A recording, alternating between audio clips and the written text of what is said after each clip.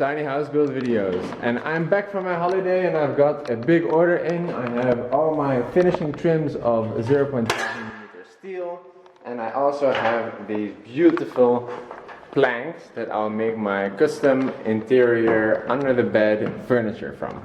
I'll be starting with the furniture, and that'll be made of 18mm OSB wood that is veneered in oak.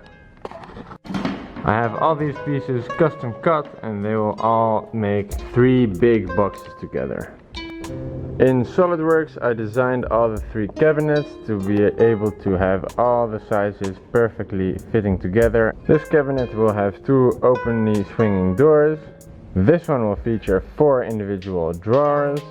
And the final one will just be able to open from the top as a lid. Start by figuring out the distance between the screws and marking them on the wood.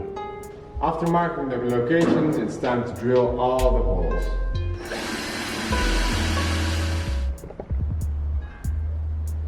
I'll be using 4.5 times 55mm wood screws that are finished in black, and I'll need to flush mount them, so I'm using this flush mount drill bit. And I am flush mounting each and every hole so that they have a clean finish.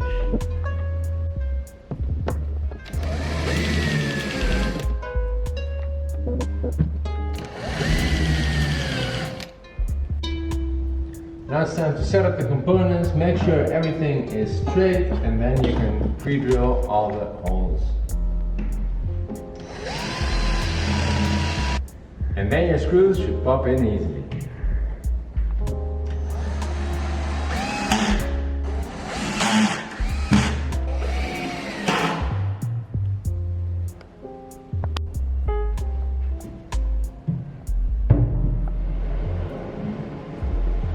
Building a tiny house.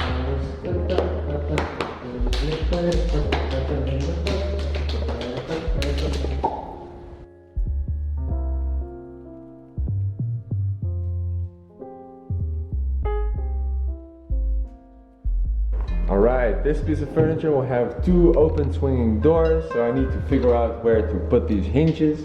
They'll go on the outside here, and I need to drill a hole on the door so I can flush mount this. So I need to use this 35mm drill bit to drill in the door wall and then flush mount. 35mm with this Forstner bit, 5cm from the edge and 2cm from the other.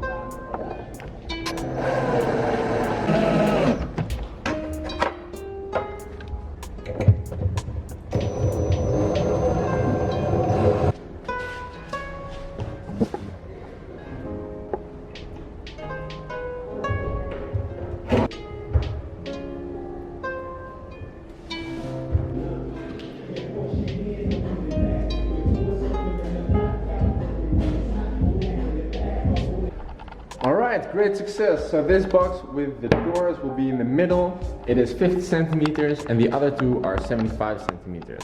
Behind the scenes I finished both of the 75 centimeter wide closets.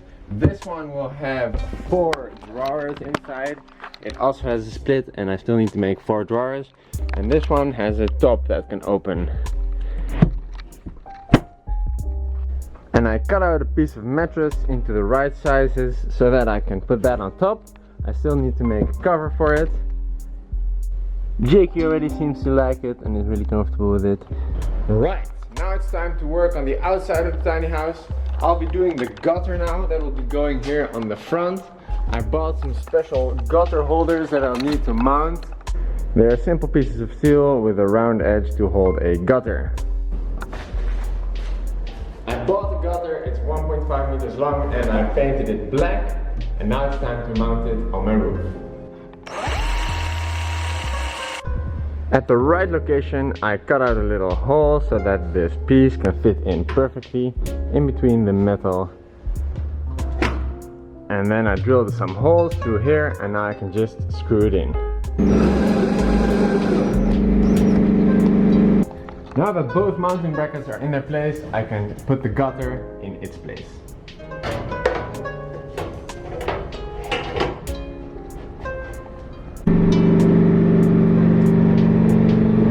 Now I can just fold over these flaps to secure them. Alright, time to finish my garage door. I ordered some steel U profiles and they'll just fit on like that to make a nice white edge.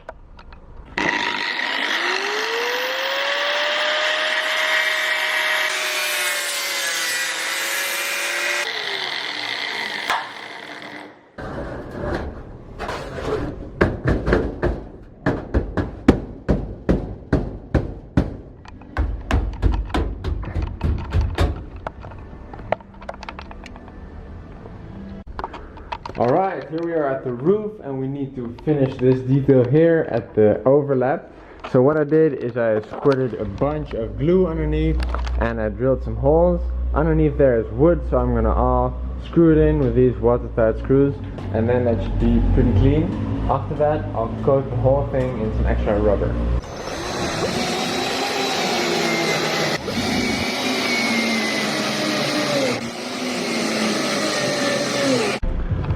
Alright, so this has all been patched up now and now it's time to do the structure on top.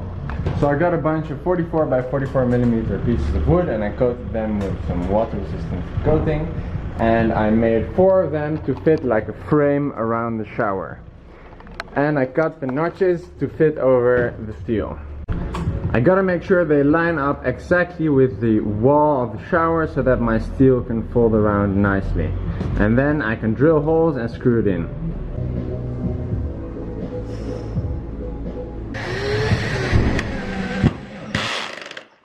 This beautiful profile will fit straight over the 44 millimeter wood on top of the roof, and then I can mount this piece on top of the roof and seal it, and this part will go into the shower. So I'm cutting out a flange so that it can fit in the corner. And now the flange will be bent on 90 degrees.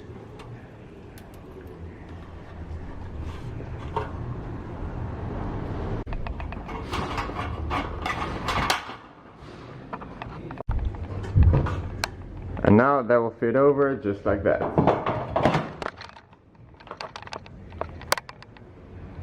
Alright, so I'm using this special Gorilla Glue adhesive. It's a polyurethane and it expands 3 times so that the gap here can be filled because there's a little bit of a profile.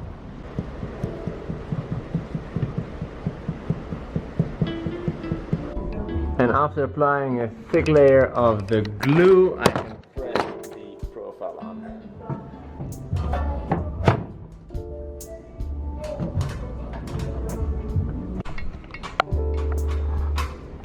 Now that all of the steel profiles have been glued on their place, I am working on this silicone edge to guide the water to the right place. Now I'll do that side.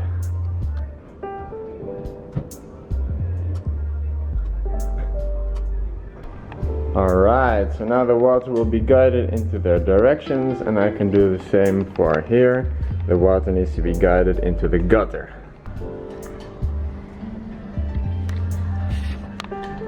So that's all that for now. After that has dried, I will add some waterproof tape here to make a triple watertight seal. These are the steel profiles for the windows and the door, and they will fit on like so. But they have a corner that is folded around here and it's not really flat, so I gotta hammer it flat.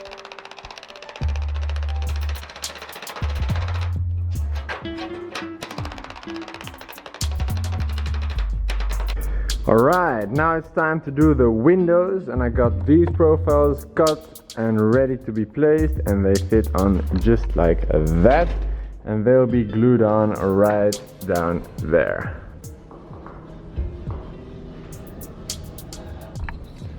Spreading it out. And after I've spread the adhesive evenly, I can fit it into place and press it on. And then firmly spread the pressure.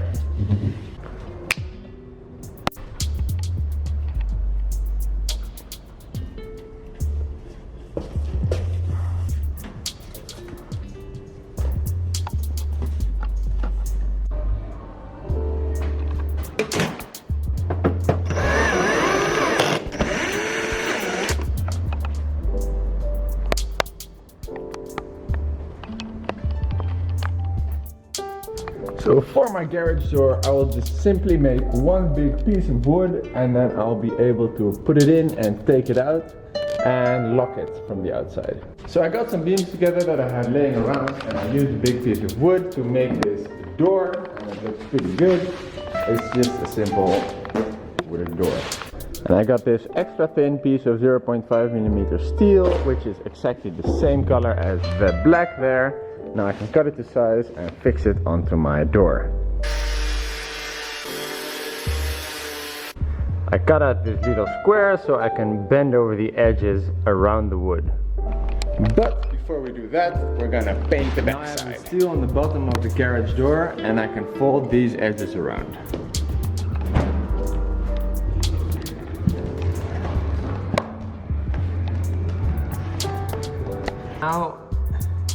Now I need to make the angle exactly 90 degrees, and I'm using 2 pieces of wood to make a nice straight bend. So now that the steel pan is ready, I can mount them together, and I'm using this all-in-one Patex glue, and I can apply it in a zigzag.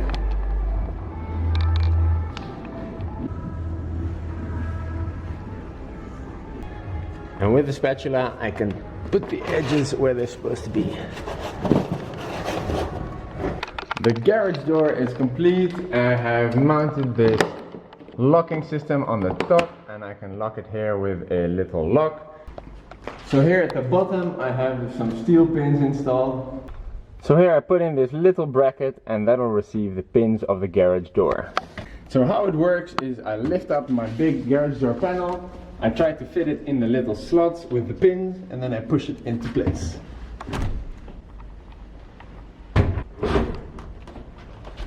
So when the pins are in their place, it can just be pushed to fit and locked on the top.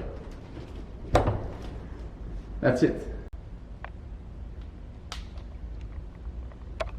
Alright, the steel profiles on the roof window are complete. I sealed it all off with some extra watertight and UV resistant tape. As you can see, the water can be guided there and go into the gutter. Now I need to make a little cap for the exit hole of my fan. I already put some glue on there, and I made a little cap. So using the same steel, I made this little cap, and that will go over so it can protect from rain. I'm using 2 types of glue to put this thing in its place. Alright, that tape should hold it into place until the glue dries. All of the window and door frames have been installed as well, and my trailer is pretty much ready to leave the country. I pumped up the tires to 4.5 bar to be able to carry the weight of my house, and are ready for the road. I also fitted my license plate number bracket holder again, and so it's looking great, and I'm really stoked to leave.